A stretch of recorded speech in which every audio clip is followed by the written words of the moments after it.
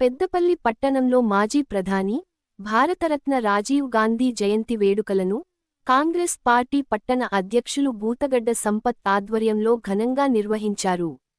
ఈ కార్యక్రమానికి ముఖ్య అతిథిగా ప్రభుత్వ విప్ పెద్దపల్లి శాసనసభ్యులు చింతకుంట విజయరమణారావు హాజరై రాజీవ్ గాంధీ చిత్రపటానికి పూలమాల వేసి ఘన నివాళులు అర్పించారు. ఈ సందర్భంగా రాజీవ్ గాంధీ దేశానికి అందించిన సేవలను నాయకులు స్మరించుకున్నారు.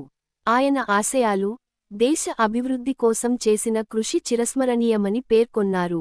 ఈ కార్యక్రమంలో మున్సిపల్ చైర్మన్ నూగిళ్ల మల్లయ్య, మాజీ జడ్పీటీసీ గోపగాని సారయ్య గౌడ్, కౌన్సిలర్లు, కాంగ్రెస్ పార్టీ నాయకులు, కార్యకర్తలు తదితరులు పాల్గొన్నారు.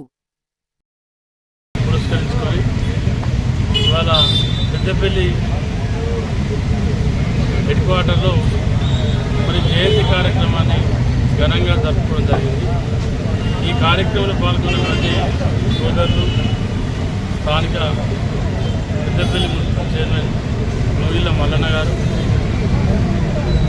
పట్టణ అధ్యక్షులు సోదరులు బూతగడ్డ సంపత్ గారు, మరి కార్యక్రమంలో పాల్గొన్నటువంటి కౌన్సిలర్లు, పార్టీ నాయకులు అందరూ కూడా ఈ సందర్భంగా ధన్యవాదాలు తెలియజేసుకుంటూ, మరి రాజీవ్ గాంధీ గారు మన మధ్యలో లేకుండా వారు 82 సంవత్సరాల జయంతిని మనం జరుపుకుంటాము. మరి వారు ఆ రోజు ఈ దేశ ప్రధానమంత్రిగా, ఇందిరాగాంధీ కుమారునిగా, మరి చనిపోయే ముందు 5 సంవత్సరాలు ప్రధానమంత్రిగా పనిచేసినప్పుడు ఈ దేశానికి అనేక సేవలు చేయడమే కాకుండా ఈ దేశంలో విప్లవాత్మకమైన మార్పులు తీసుకురావడం జరిగింది. ప్రధానంగా 18 సంవత్సరాలకు ఓటు హక్కు, తర్వాత దేశమంతా కూడా ఐటీ విప్లవాన్ని, అప్పటి వరకు సెల్ ఫోన్ వాడే విధానం కూడా దేశంలో లేదు.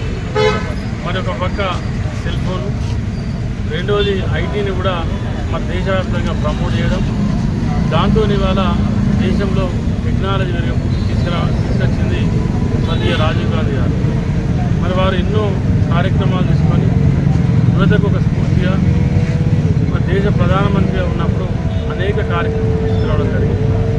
మరి వారి ఆశయ సాధన కోసం వారి తనయుడైనటువంటి రాహుల్ గాంధీ గారు ఈ దేశ ప్రధానమంత్రి చేయడం కోసం ప్రతి కార్యకర్త, ప్రతి కాంగ్రెస్ నాయకులు కృషి చేస్తూ ఉన్నారు. ఇంకా కృషి చేయాల్సిన అవసరం ఉంది. తప్పకుండా వాళ్ళకు ప్రధానమంత్రి పదవి అనేది వాళ్ళకంత అవసరం కాదు. కానీ ఉన్నటువంటి పరిస్థితుల్లో ఈ దేశానికి రాహుల్ గాంధీ గారు ప్రధానమంత్రి కావాలనేది ప్రజల ఆకాంక్ష. ఎందుకంటే పండిత్ జవహర్లాల్ నెహ్రూ నుంచి రాజీవ్ గాంధీ వరకు దాదాపు 50 సంవత్సరాల పాటు, 40-45 సంవత్సరాల పాటు దేశాన్ని పరిపాలించగలుగుతున్నాం.